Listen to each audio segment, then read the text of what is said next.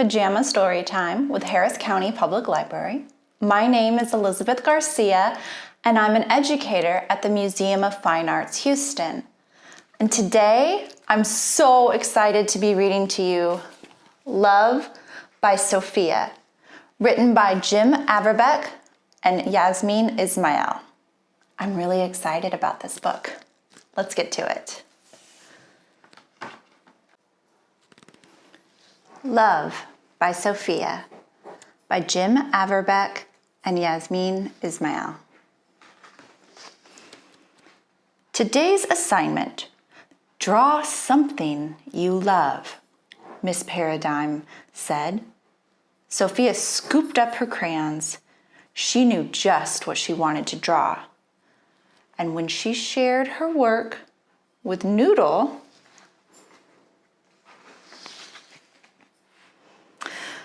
you're right, too ordinary. You're right, Humdrum. You're right, better, but still too flat. Arg! Art is hard. Problem? Asked Mrs. Paradigm. It doesn't look right, said Sophia. It doesn't feel right. Maybe you could use a little perspective, said Miss Paradigm. Perspective? Asked Sophia. What's that? Well, your paper is flat, but our world is wider, higher, and deeper than that. To make your art feel real, you must see all these dimensions. Look closely.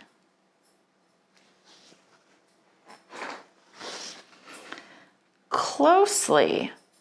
Sophia hugged Noodle tightly and gazed up at the length of his tall neck. Noodle's ossicones look tiny, she thought.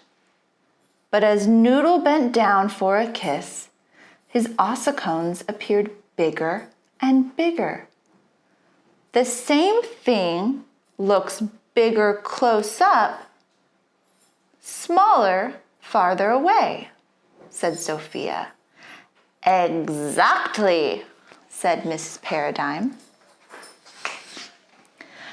To a bird flying over Noodle, his head would look huge, but his hooves small. Exactly, said Miss Paradigm, a bird's eye view. But at his feet, his hooves look huge and his head small. Hey, that's a worm's eye view. What you see depends on where you are looking from, said Sophia. Exactly. That's why when you see from someone else's viewpoint, we say you've gained perspective. But to make great art, you must find a perspective that's all your own. Sophia did. Perfect, she said. Noodle twitched his ears. You're right. This picture belongs on the refrigerator. But this was no ordinary claim because this was no ordinary fridge. It was the Whitney, the Guggenheim, the Louvre Museum of Refrigerators. It was also a brand new double-door stainless steel cool kitchen. Not a scratch, not a smidge, not a dent or sticky tape residue. It would be a tough sell to the selection committee. Mother, a judge. Father, a businessman. Uncle Conrad, a politician. And the hardest of all, the head curator, Grandmama, who held severe attitudes about art.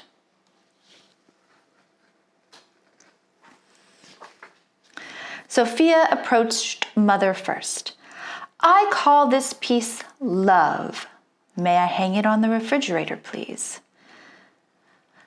This work feels incomplete, Mother said. It's simply a fancy letter O And there are 3 more letters in love. And 100 more ways to look at art, Sophia argued. Hanging it will leave fingerprints, said Mother. I therefore issue an injunction against its display. Oh, that's censorship, said Sophia. It's stainless, replied Mother. Sophia looked so sad that Mother showed leniency. Go ask your father.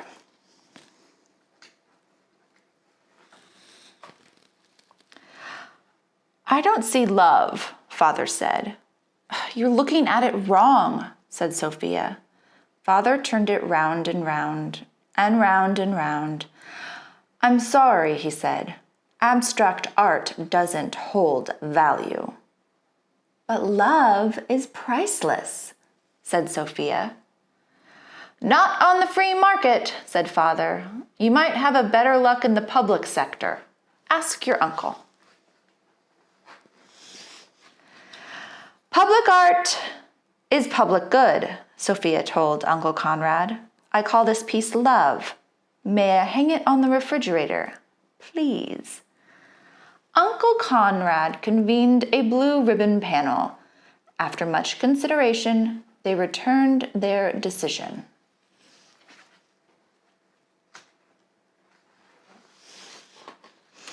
I'm sorry, said Uncle Conrad, but this piece looks like a 0.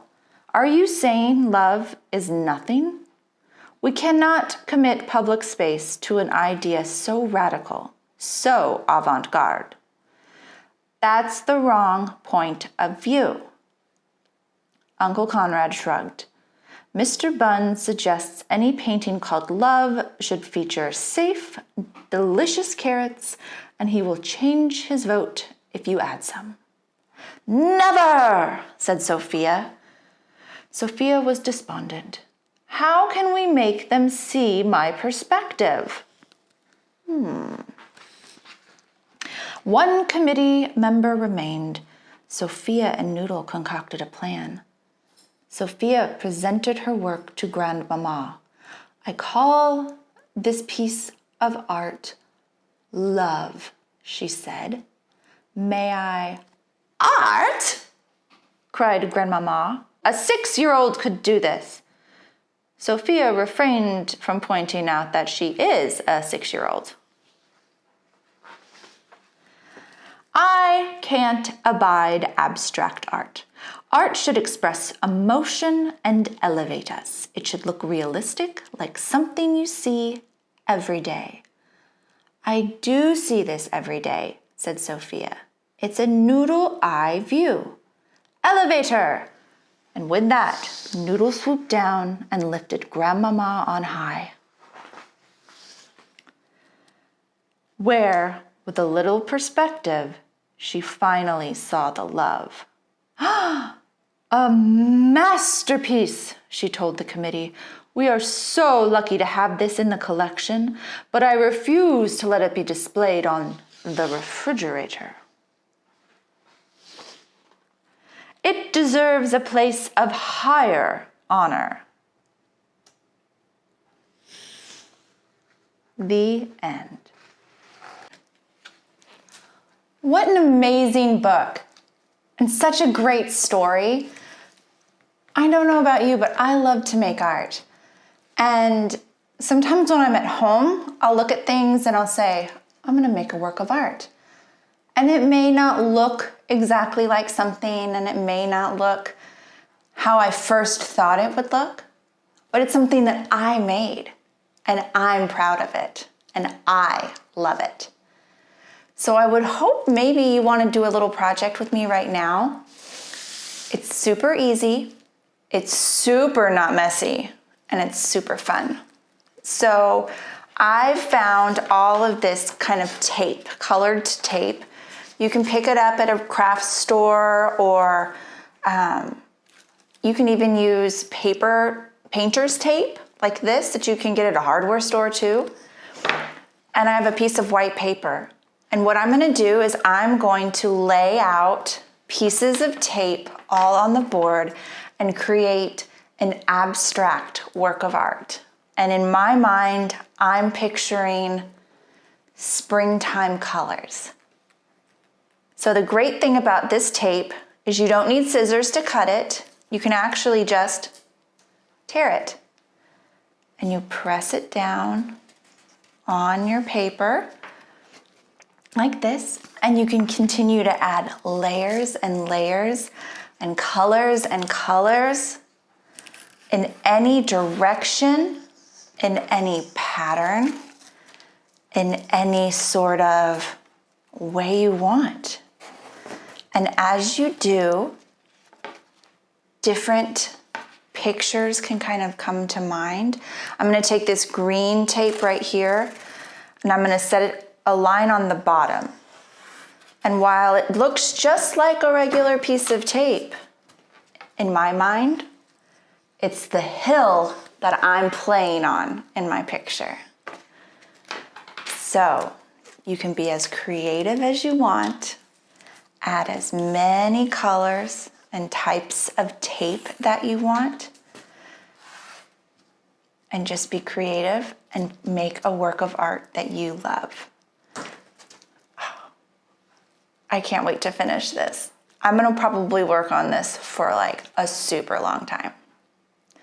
Thank you all so much, and it's been an honor to read you this pajama story time. Bye.